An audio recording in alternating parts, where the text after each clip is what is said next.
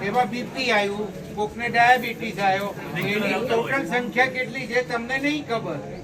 Regular કેટલા લઈ જાય છે કઈ ખબર છે? કેમ નહીં આવતા રેગ્યુલર ના લેતા?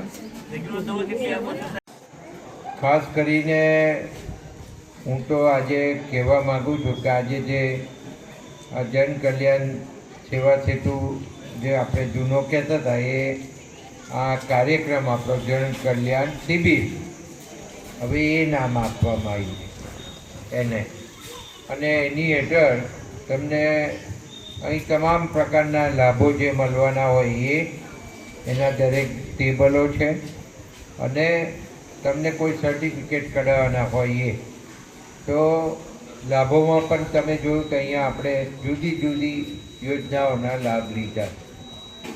અહીંયા આમ તો 6 તાલુકા પંચાયતના સભ્ય આપણા જ છે.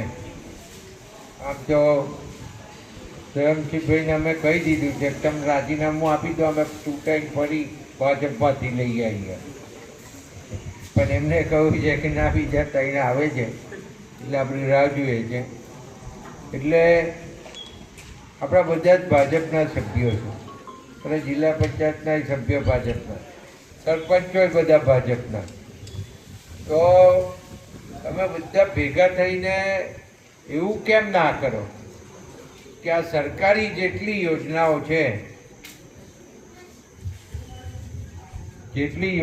છે એના તમામ પ્રકારના લાભ તમારું એક પણ ઘર બાકી ના રહે એવું હોવું જોઈએ. ખ્યાલ આવ્યો? આપણું અસલ કામ શું છે? તો જે સરકારની યોજનાઓ છે એના લાભ છેવાડાના માનવી સુધી મળે એના માટે યોજના. આમ યોજનાઓ જે બધી શરૂ કરીને એ મુખ્યમંત્રી તરીકે નરેન્દ્રભાઈ મોદી સાહેબ જ્યારે ગુજરાતમાં હતા ને ત્યારે આ બધી યોજનાઓની શરૂઆત થઈ, અને એમણે એવું વિચારેલું કે મારે છેવાડાનો માનવી એ કોઈ પણ જ્ઞાતિનો હોય એને કંઈક ને કંઈક લાભ આપવા છે. પક્ષી પંચ હોય, શિડ્યુલ કાસ્ટ હોય, શિડ્યુલ ટ્રાઇબ હોય, એને કંઈક ને કંઈક લાભ મળે એવું કરવું છે, અને એને બીજા સમાજોની સમકક્ષ કરવા છે.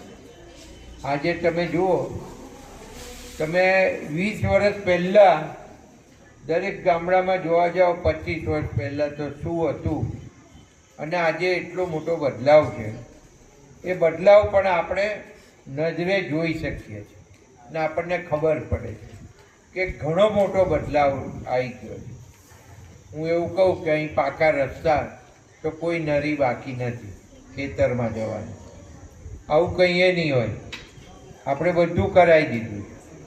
અહીં તમે યોજનાઓના લાભો તો PM જય યોજના હોય તો એ દરેક જણને એનું કાર્ડ મળી જાય, એની પણ આપણે કેમ્પો કરીને વ્યવસ્થાઓ કરેલી છે. વિધવા પેન્શન યોજનાના પણ લાભો ગંગા સ્વરૂપ બહેનોને મળે એની પણ આપણે વ્યવસ્થાઓ કરેલી છે.